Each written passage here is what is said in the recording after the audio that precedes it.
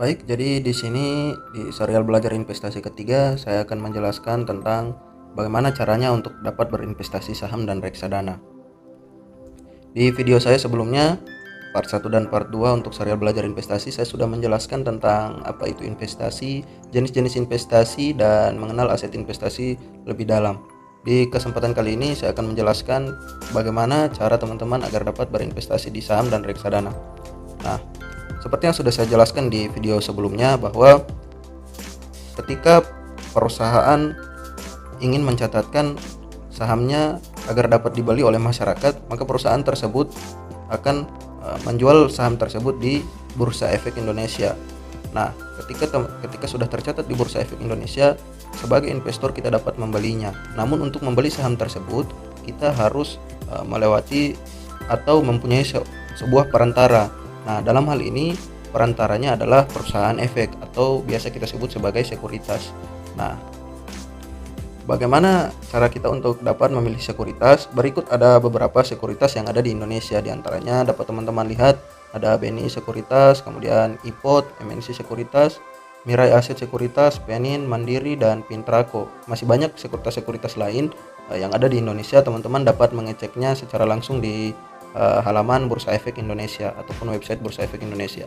Terdapat beberapa tips yang dapat saya berikan untuk memilih sekuritas, yakni terdaftar di Bursa Efek Indonesia dan Otoritas Jasa Keuangan, sehingganya dapat kita percayai untuk menjadi perantara ketika kita berinvestasi saham. Kemudian kita harus memeriksa track record dari sekuritas yang akan kita pilih, bagaimana sejarahnya, apakah punya sejarah yang buruk atau mungkin mempunyai prestasi atau penghargaan yang pernah didapatkan sebelum-sebelumnya. Ini dapat teman-teman jadikan sebagai bahan pertimbangan. Kemudian biaya admin dan setoran awal terjangkau.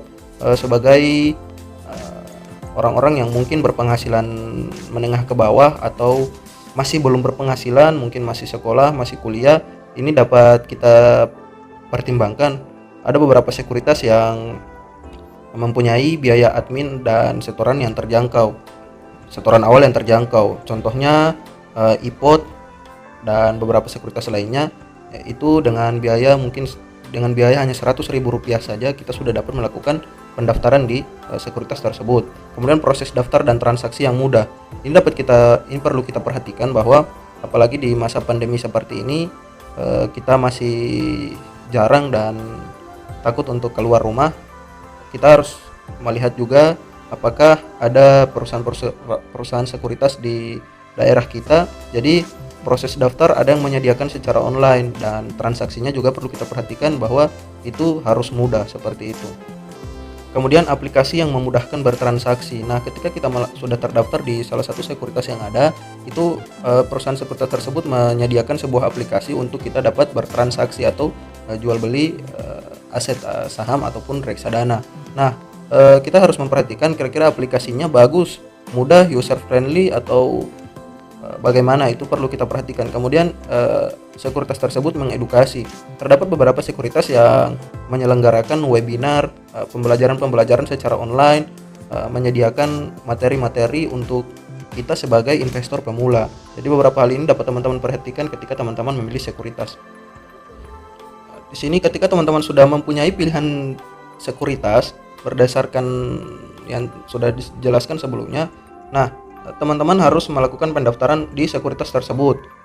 Ketika ada sekuritas yang menyediakan pendaftaran secara online, maka teman-teman dapat melakukannya secara online langsung melalui aplikasinya tersebut. Contoh dari Indo Premier atau MNC Sekuritas atau perusahaan-perusahaan lainnya yang mungkin teman-teman dapat searching lebih lanjut di Google.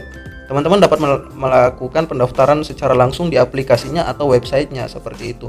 Nah, ketika teman-teman sudah melakukan pendaftaran, maka teman-teman akan melengkapi data-data yang dibutuhkan, yang diminta oleh perusahaan efek tersebut untuk mendapatkan yang namanya surat registrasi dan juga single investor ID atau seperti nomor KTP buat kita sebagai penduduk Indonesia. Jadi itu sebagai investor juga kita memiliki yang namanya nomor ID investor begitu. Nah, di sini perusahaan efek akan mengurus untuk pembuatan tersebut di yang namanya Kustodian Efek Indonesia.